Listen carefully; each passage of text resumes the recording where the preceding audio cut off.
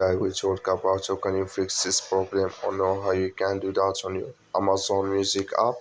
So you just click here on settings here, then it's going to take you to this list. It's going to show for you like this here.